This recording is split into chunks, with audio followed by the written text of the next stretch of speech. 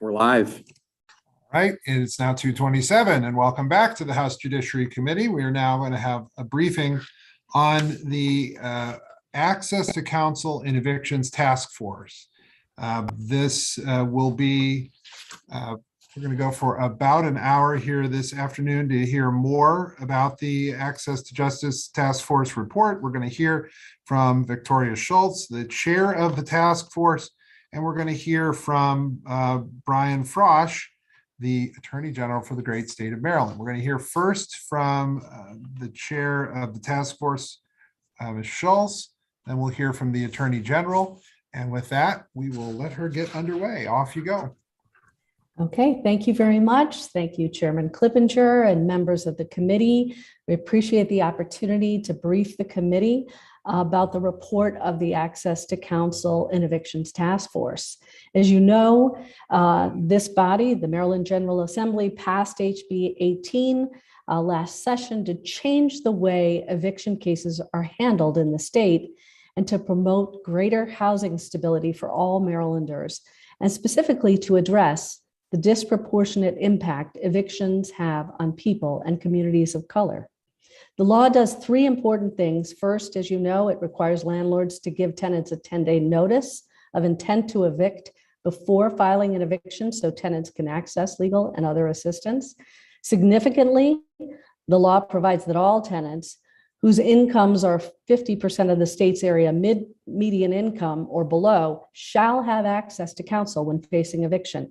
Maryland became only the second state in the country to pass such a provision. And finally, the law established the Access to Counsel in Evictions Task Force to evaluate the provision of services required under the law, study potential funding sources, and make recommendations to improve its implementation, including any necessary policy or statutory changes. Our process, we began our work on October 1st, quickly engaged in extensive fact-finding, meeting with other state and local jurisdictions who've established such programs, and with the relevant agencies and stakeholders in our own state.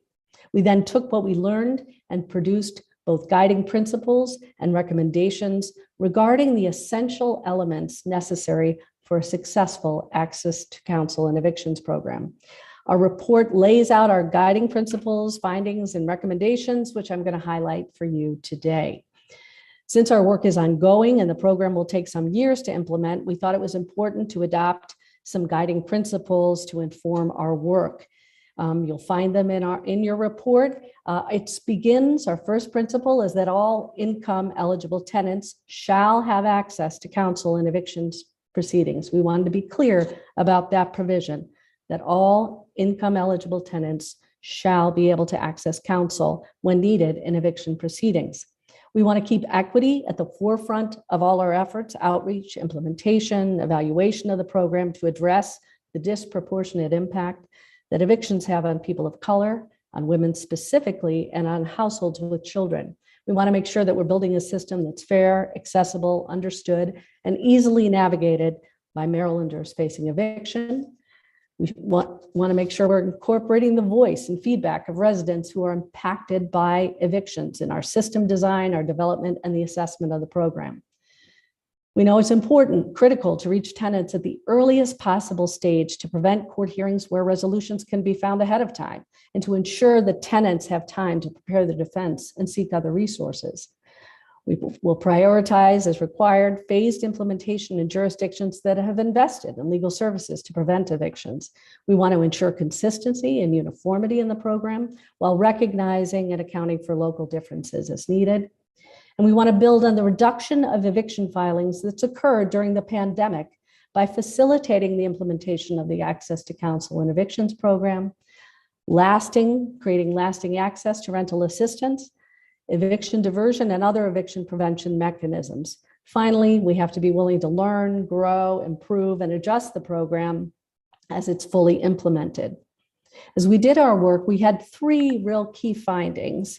The first is really a result of the legislature's work, that there's a strong state interest in combating the high costs of eviction, including the public health costs, the cost for state and local governments, the cost to families by increasing instability and insecurity, often seen as traumatic events for children, resulting in learning loss, and also to address the disproportionate impact on Black and Brown communities specifically.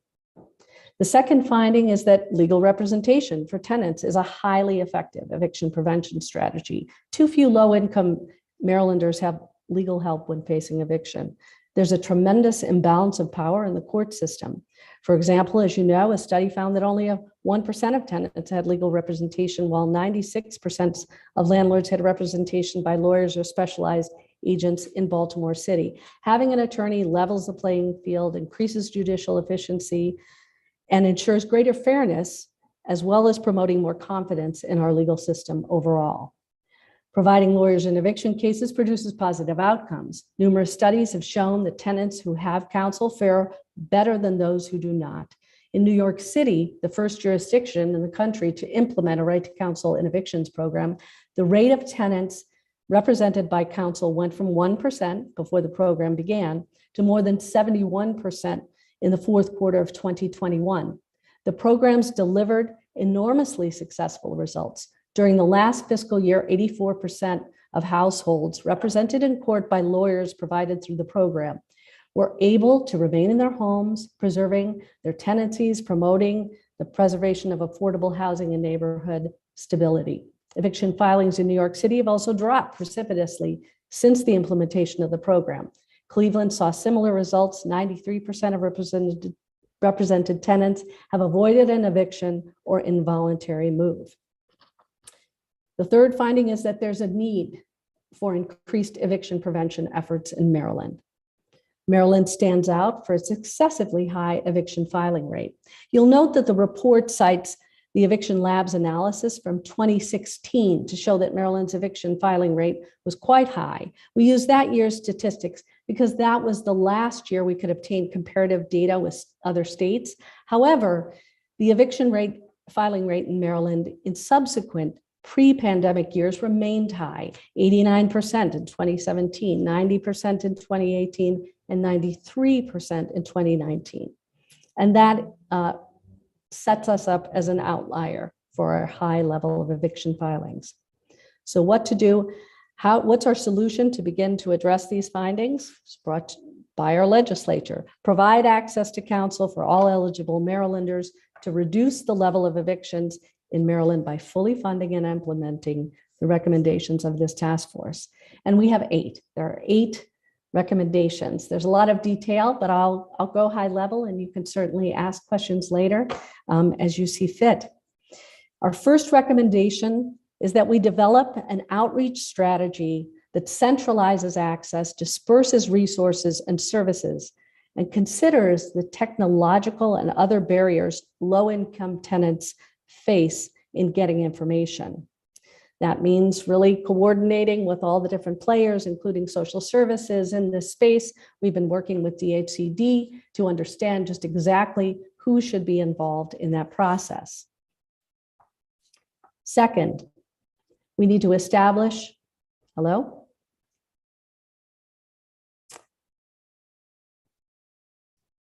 We can still hear you. Keep going. Okay, good. I will. I seem to be frozen here.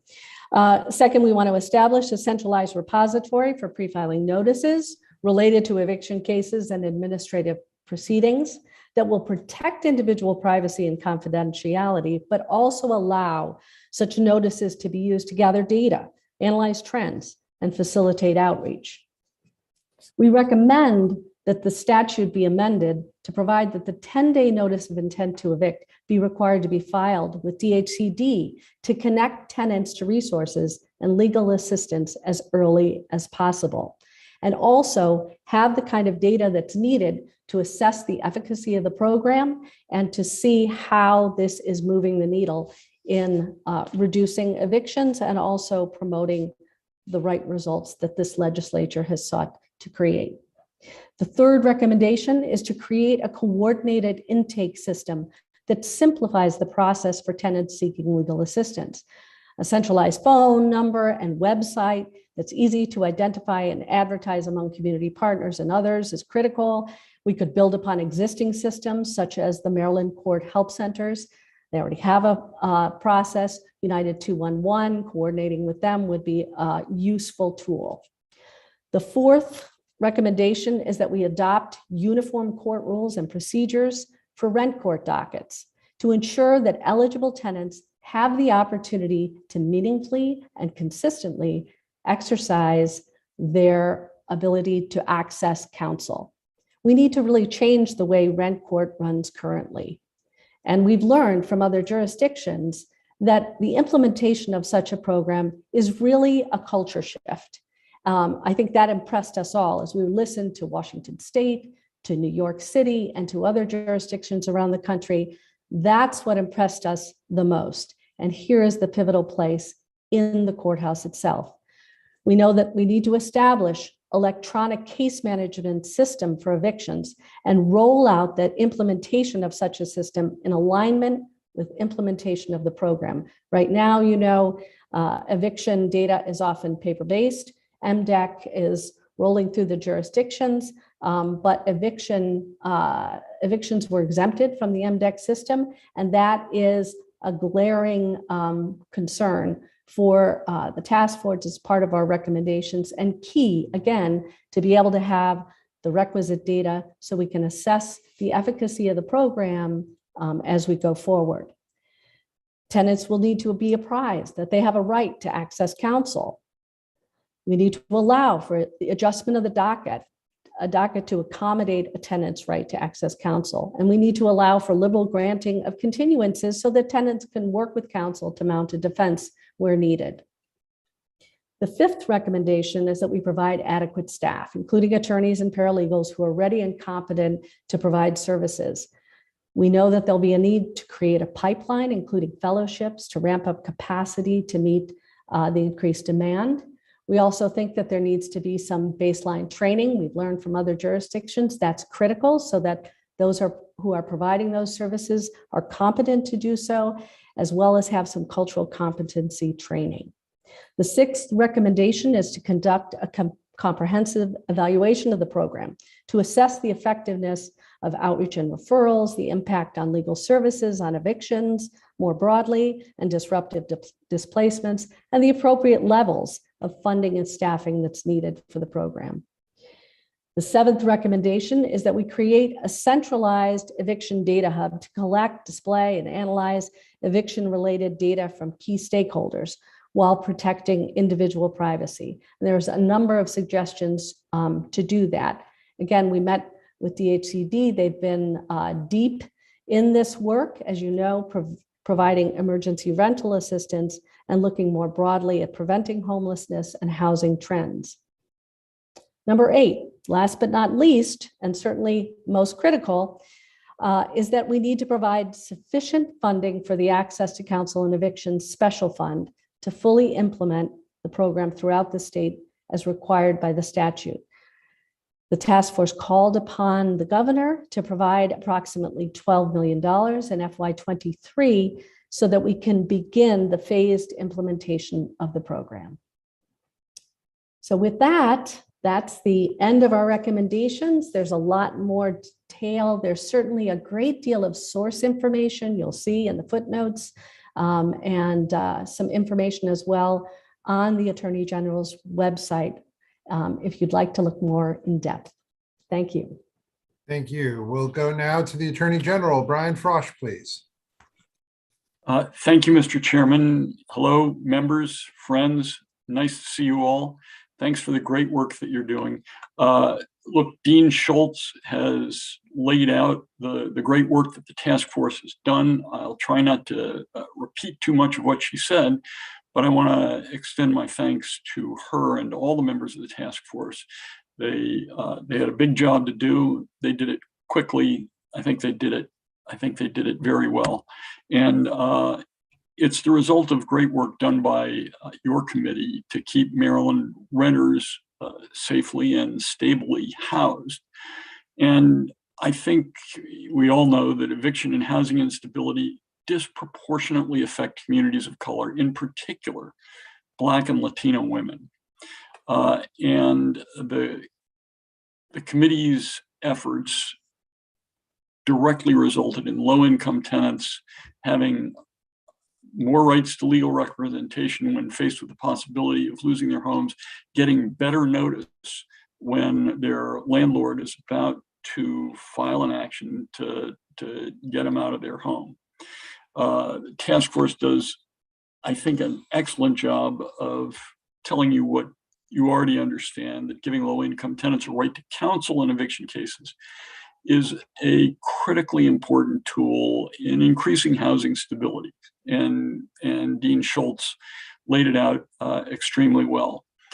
The House Bill 18 really represents, I hope, a paradigm shift that will cause significant changes to the way in which the rent courts, eviction courts already operate.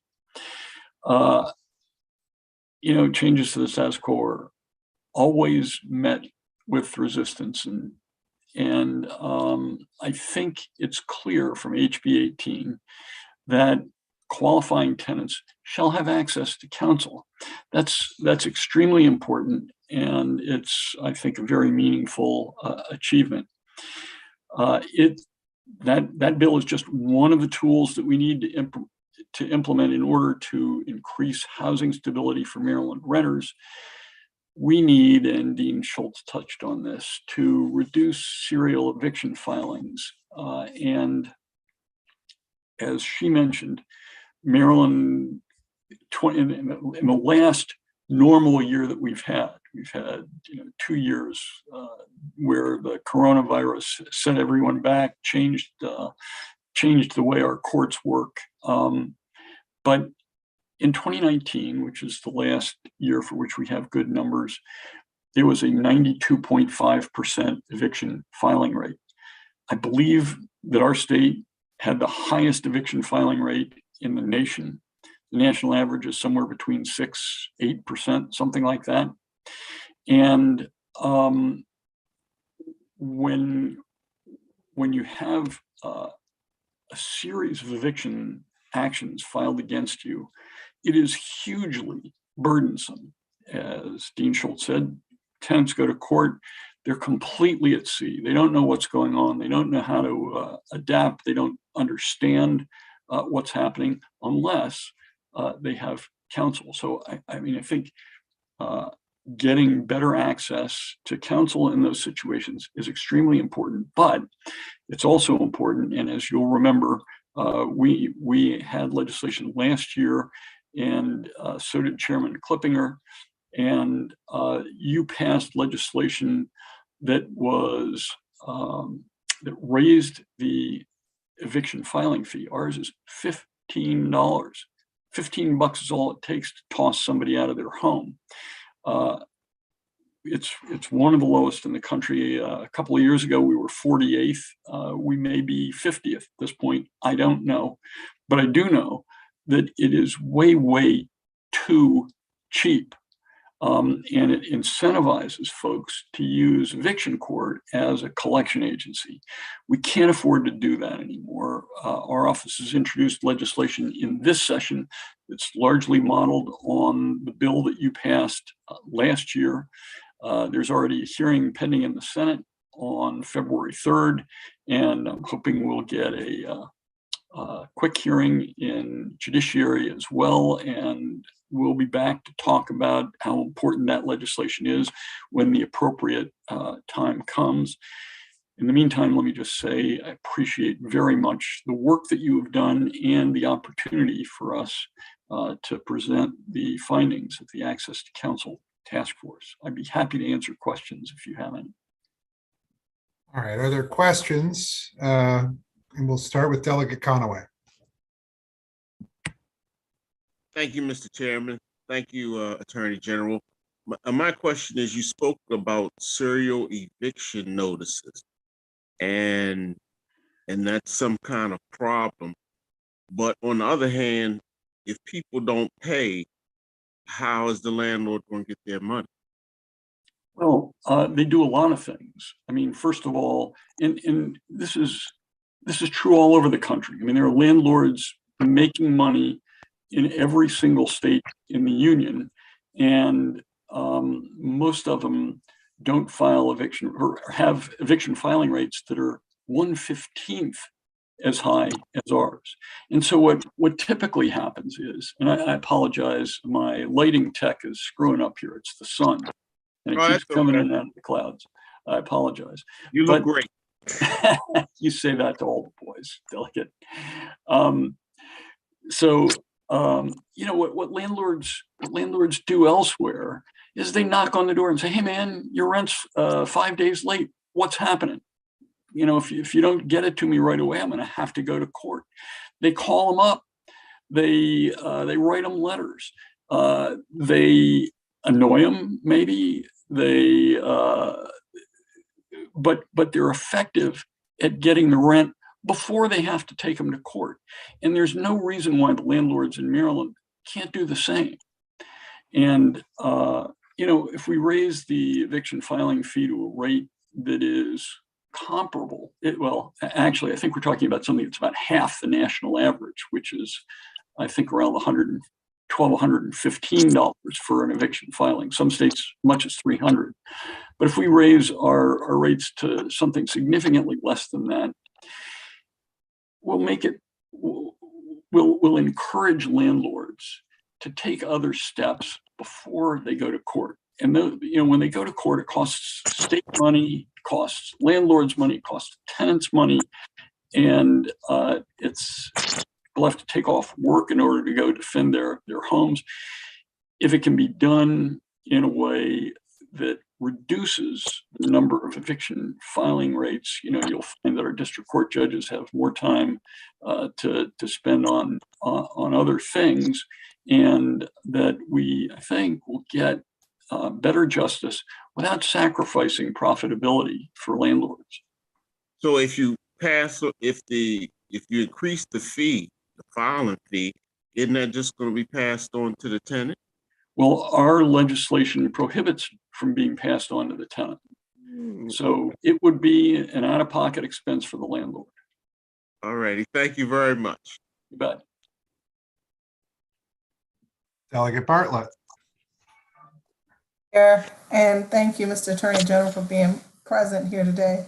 My question, I think, is more directed towards Ms. Schultz, and that is, I don't know if you heard our earlier panel, but it seemed like an unintended consequence has been that landlords may be in the position of not accepting rental assistance funds, and therefore going forward with the eviction and finding it perhaps more profitable to evict than to accept the rental assistance.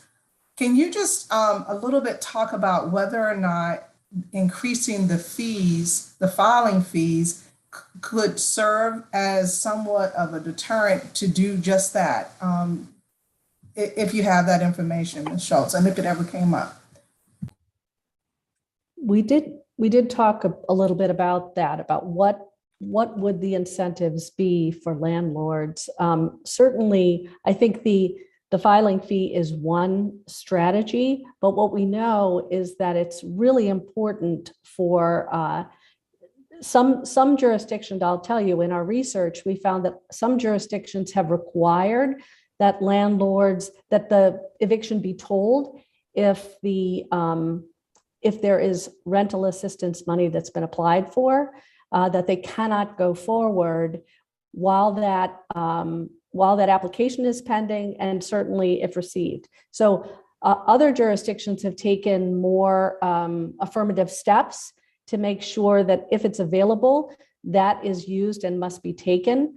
Maryland hasn't taken that step. We didn't put it in our recommendation, but we certainly heard that that was a very effective strategy, especially given the incredible amount of emergency rental assistance money, federal money that's available now.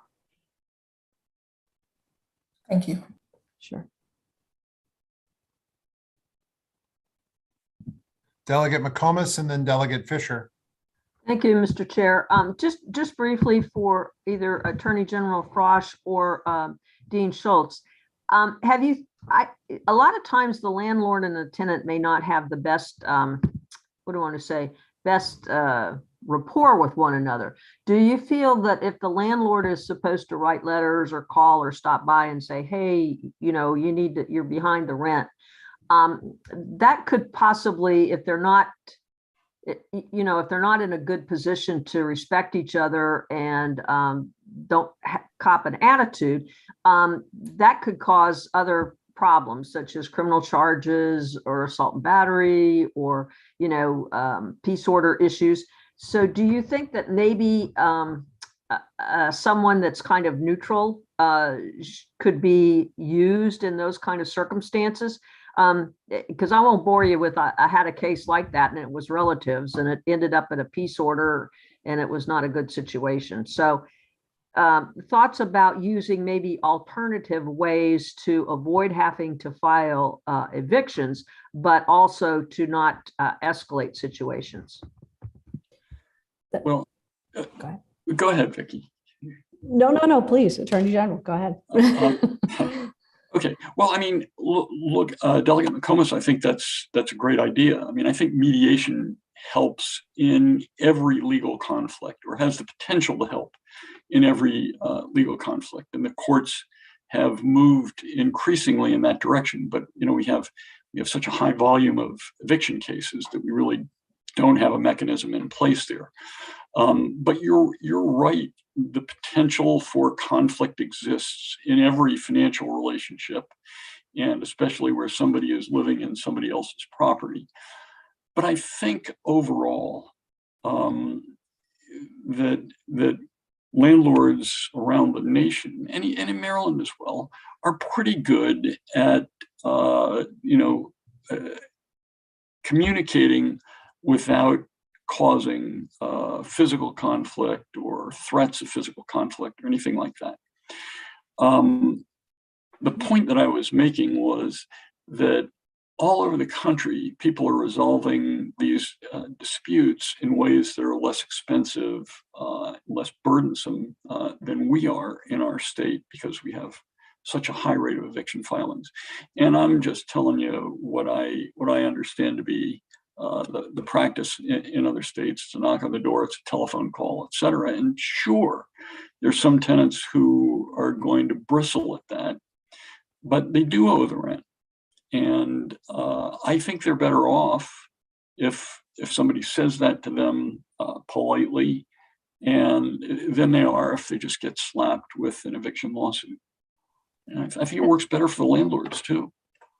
And I would just add that actually having counsel is an effective, to your point, Delegate McComas, I think that's really important, that lawyers in the process have actually helped a lot. They've helped reduce the level of conflict, reduce the level of evictions, because they get in early. And that was a point I would say we all agreed on the task force, including our housing providers, our landlord representatives, that getting help early, getting lawyers involved early was the best way to resolve conflicts and also to get better resolutions and really to avoid a lot of evictions that would go forward to court, because that intermediary is a critical step. And that's what we've seen in other jurisdictions, and that what we think the benefit of the program. Okay. Several more questions. Delegates Fisher, then Anderson, Erican, Cardin, and Conaway for a second bite. Delegate Fisher, please. Thank you. Can you hear me? Okay, sorry. Thank you, Mr. Chair, and thank you, committee, and thank you for this committee for passing right to counsel. It was a huge lift and a great strength of this judiciary, and my poor chairman in dealing with me with that bill. So I want to publicly thank him again. My question, and this is either for you, Attorney General Frosch, or for Dean Schultz, is the part that you all talked about. We increased the 10-day notice, and maybe interested in the notice being sent to legal services, not just the tenant. Are you asking the committee to codify that in legislation, or that was my first question to you. So it would be tweaking the notice requirement. Was that being requested? And then my other question to you was, there's been a lot of, and I'm sure will continue to be discussion about recuperating the filing fee. And I just wanted to know what the discussion with the work group was about recuperating the filing fee from tenants after a certain amount of eviction pursuits, or did they recommend anything on that specific contention point as we discuss the filing fee schism as it is and pricing as it is? Thank you. I could answer on the notice piece. We did actually make a recommendation that the notice right now, as the law requires the landlord to send that 10-day notice to the tenant, and that's an important step, and we applaud the legislature for doing that. That helps kind of give an opportunity for resolution. But to make it more effective, we are saying, yes, it would be helpful to amend the statute and require that notice, that landlords send that notice electronically to DHCD. Therefore, people could connect up earlier, perhaps with resources. We could also see trends. We could see the effect of that 10-day notice because we'd be able to compare it with the filings, for example. So there would be a way also to use that data. So that was one of the recommendations, and that would require a change in the statute because landlords are not now required to do so. As to the filing fee, we did not give a specific recommendation about that. We had a lot of discussions. We had some discussions about the filing fee. I think there's a strong concern about the pass-through, especially with, as the Attorney General referred to, the serial filings, but I'll defer to him on that.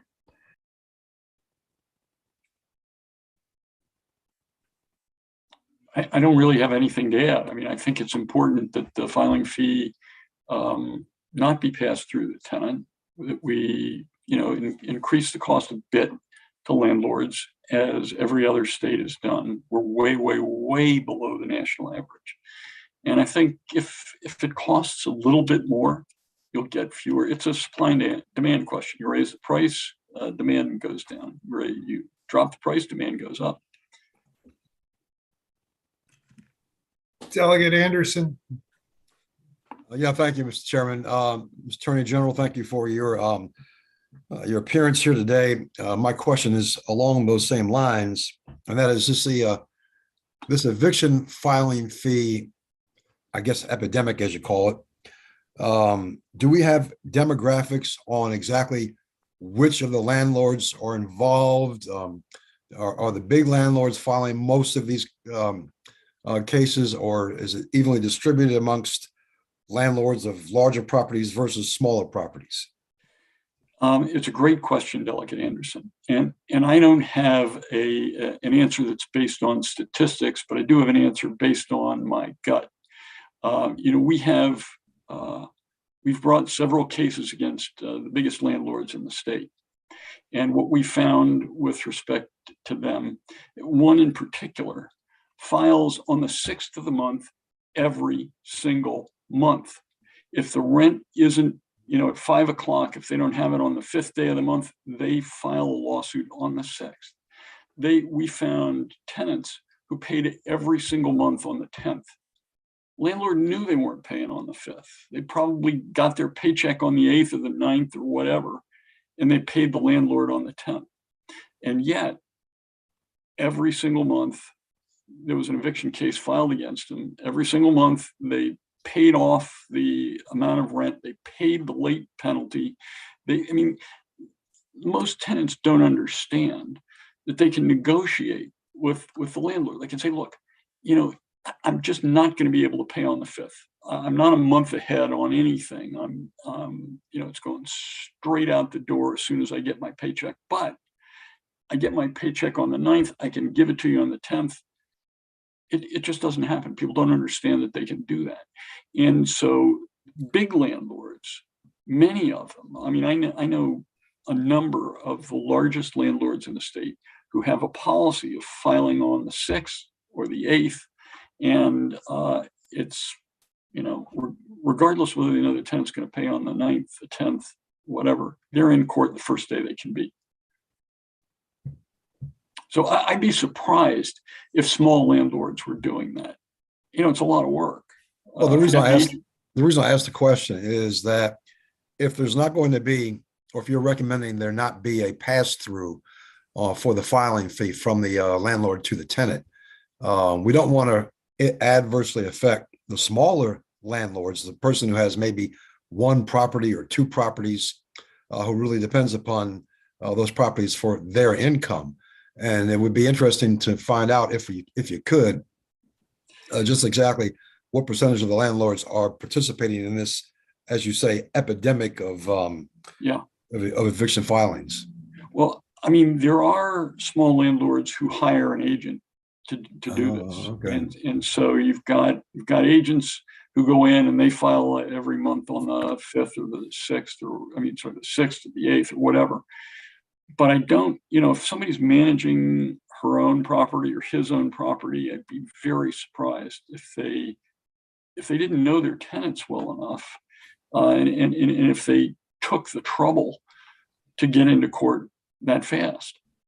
So it's an institutional thing, I believe, and it's institutional with the large landlords and their agents who represent, who manage thousands of units, who may do the same thing, even though the owner may only own 1 unit or 3 units. I would just add, this is a great illustration of why we need better data. We don't have good data now. We don't have good ways to do that. We'd like to be able to answer your question directly, Delegate Anderson, but we don't have good data to show what the filings are, who's making the filings, whether they're concentrated in one area or another. So that's a key recommendation. Thank you. I'm going to ask a question, come back to data here in a second, but I'm going to let everybody else ask their questions first. So let's get to Delegate Arakan, then Cardin, then Conaway. Thank you, Mr. Chair. Thank you, Mr. Attorney General, for being here. I have a lot of my questions were actually asked by my esteemed colleague. I would also like to know, this is public information, I assume. Who are they? Where are they located? Who are these frequent flyers? Shouldn't be a secret at this point. We should know the names of the people that are doing this. And several times was referenced sort of that we are, way above the national average in these evictions. But my question is, are we also way above the national average in unpaid rent? Because we can't just say one statistic and then not consider that it's possible that we just have more people here who simply aren't paying their rent. And that's what's driving this up, not just sort of cruel landlords. And I'd really like to know if we have an answer to that, or if you've done any analysis on that. We don't have any data that would suggest that at all. I would be very surprised if that were the case. I mean, I think Maryland is similar demographically to many other states. And,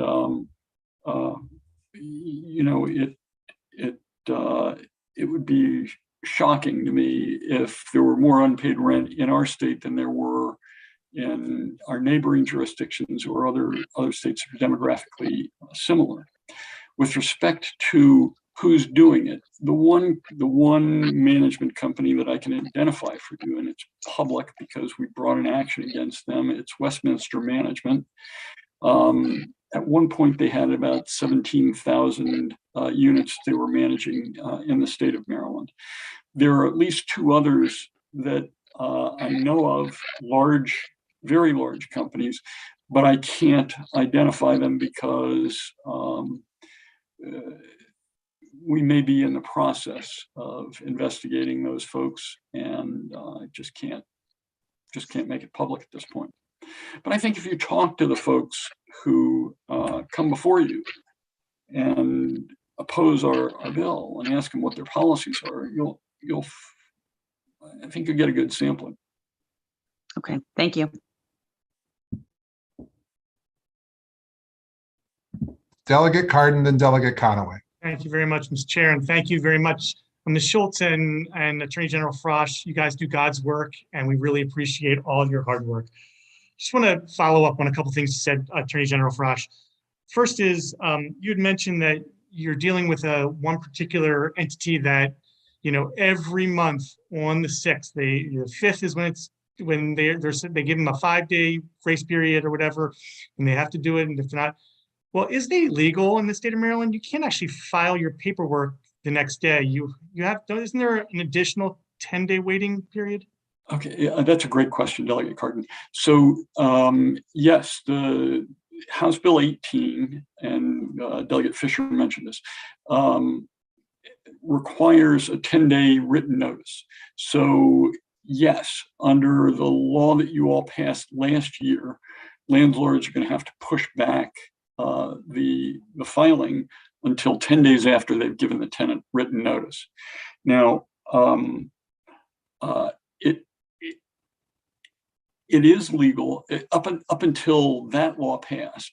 You know, we had a 5-day grace period, and the rent was due on the 1st, but late on the 5th, the end of the 5th. And so that's why, you know, landlords were filing on the 6th.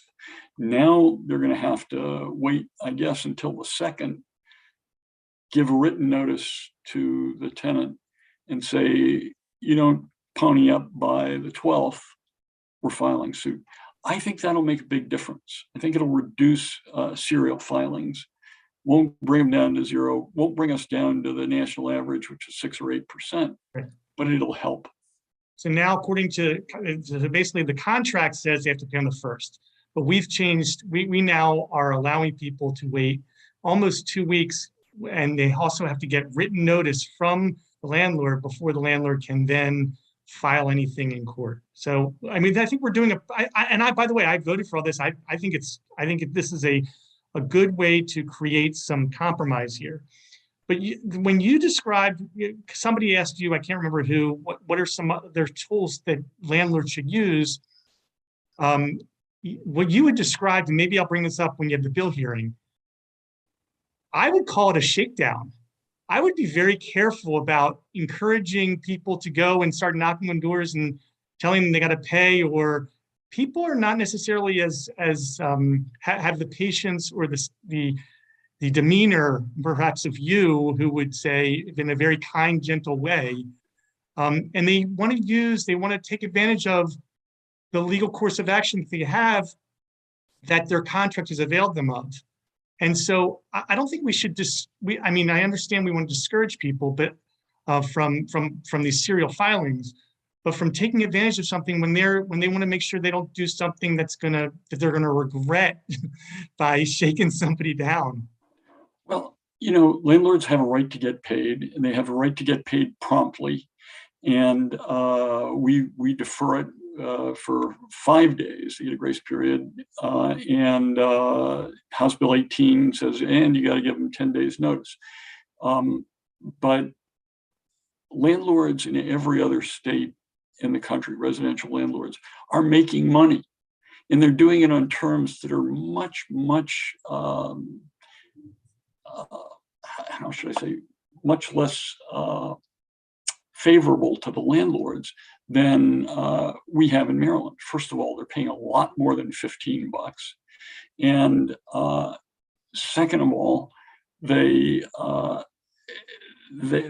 don't rush to court to get their cases filed. And I mean, literally, we're 15 times higher than the average state. And I think that the cheap fee is a significant incentive in this case for landlords to file suit, rather than to take other actions. They can slip a note under the tenant's door, rent is due. They can call them up. They don't have to actually see them in person. But I do know that landlords all over the country are making money doing things that are much less aggressive than filing suit the first day out. And I don't know their business models, and I don't know whether it's better business to slip a note under the door versus saying, look, I'm going to file if you don't pay me in a week or whatever it is. But my final question, because what you bring up is the state, these reimbursable fees or recoverable fees that you in your bill, you suggest that they shouldn't be recoverable. In all the area states, one of the things I remember from last year, all of our surrounding states, once they file, if in fact they are found to win the case, they can recover those fees. And I'm not exactly sure why, if somebody is trying to take advantage of the legal world, I don't agree with your suggestion that they're using this as a collection. Maybe some of them are using the state as a collection agency, and those bad apples, like you just mentioned, go after. I'm all good about that. But for people who are trying to just, are also trying to make a living, I mean, if they have to file, why shouldn't they be able to recover? Why shouldn't a judge make a decision based on the evidence as to whether these are not bad apples? These guys just are trying to do their own work. Well, you should, maybe you've had the opportunity, Delegate, but go to rent court. It doesn't work like that. It's bang, bang, bang. Did you pay the rent? No, bang, you're out. Pay the fees, done. 30 seconds pop sometimes.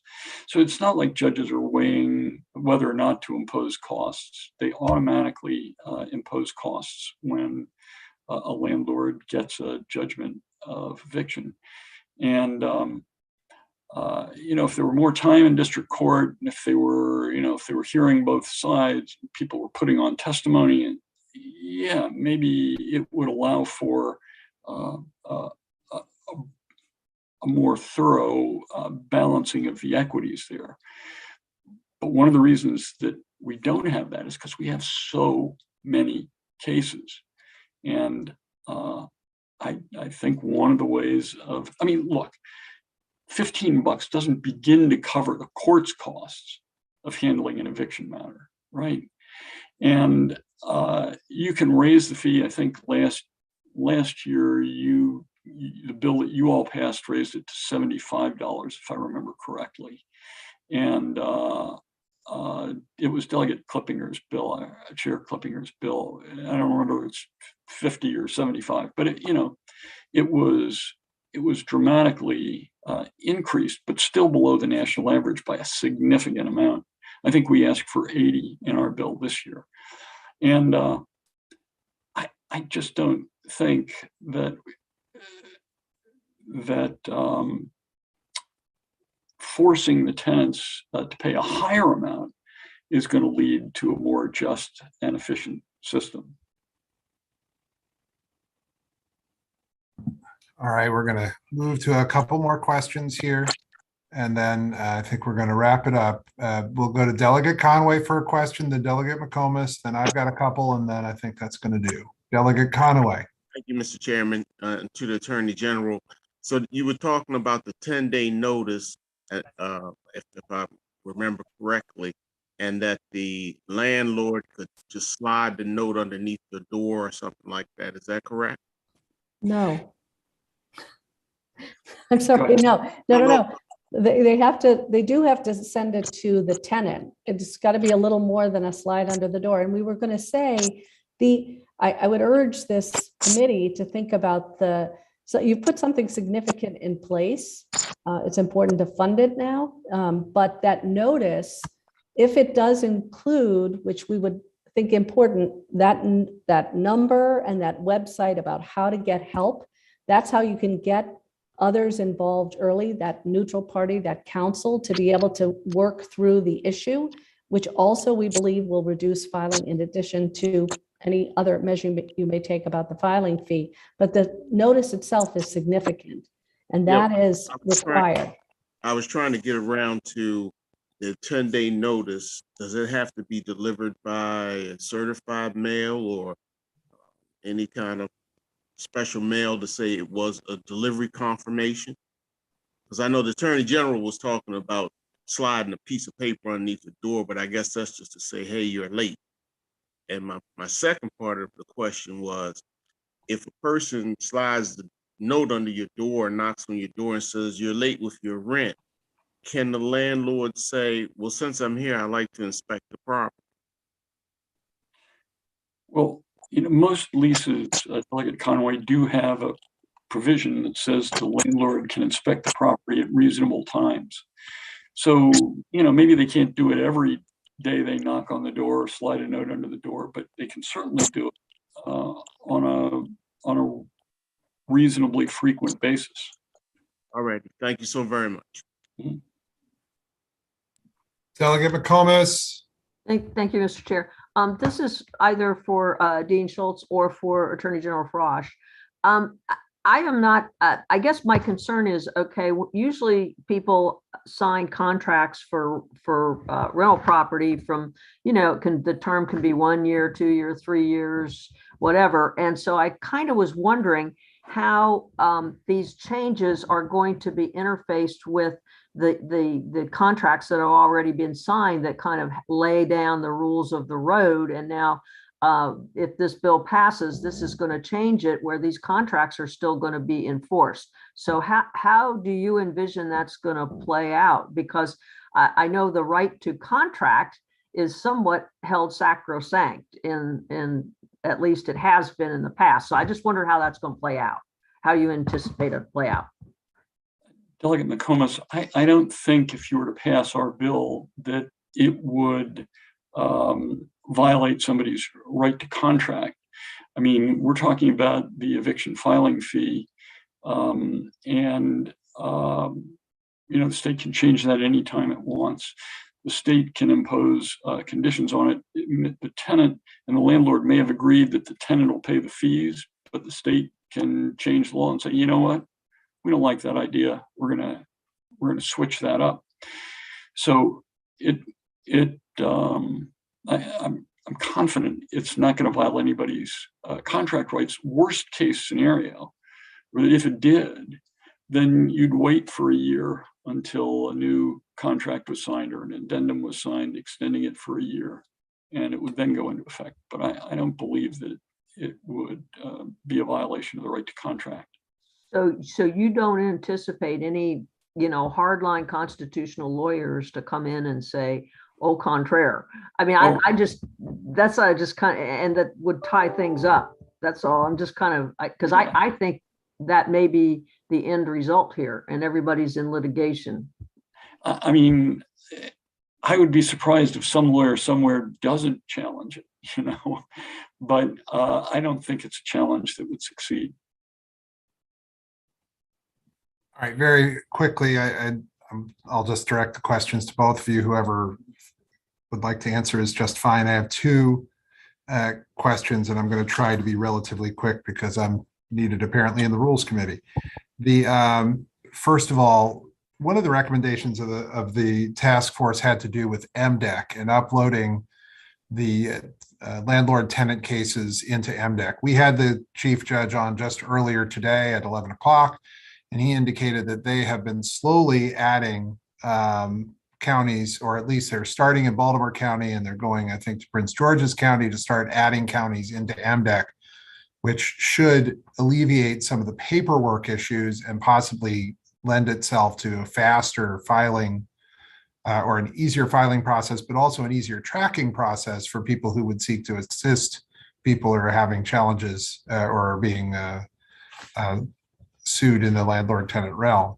Was the task force saying that we think this should go faster? Was the task force saying, he sort of led me to believe that they had the funding for this already. Is there something more that we should be doing there? Yes, I would say, yes, the task force felt very strongly for this to be effective, that an electronic case management system in rent court was critical. As you know, that it has been a long process for the judiciary to move to electronic filing. It could be a going forward. I know there's some discussion about the MDEC process has been slowed by the need to sweep in all the prior cases. So I think there's some discussion about how far back would you have to go to implement something, but absolutely, it's important that such a system be stood up as it's implemented, because not every jurisdiction is going to implement at the same time. As we know, we've got several years to implement, 3 more years to implement the program.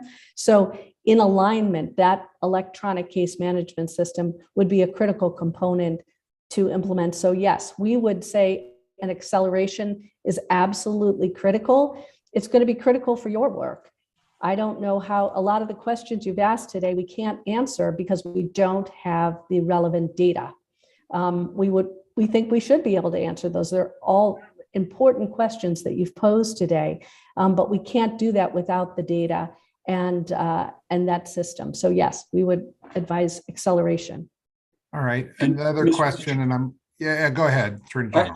I wanted to give you a very short perspective. Back when dinosaurs still roamed the earth and I was chairman of the Senate Judicial Proceedings Committee, I remember the judiciary and the judges, the administrators, they do a great job overall. But I remember this was like 2008, 2009, and they came in and said, we're going to have our system, our electronic filing system up and running by 2015. And I said, are you kidding me?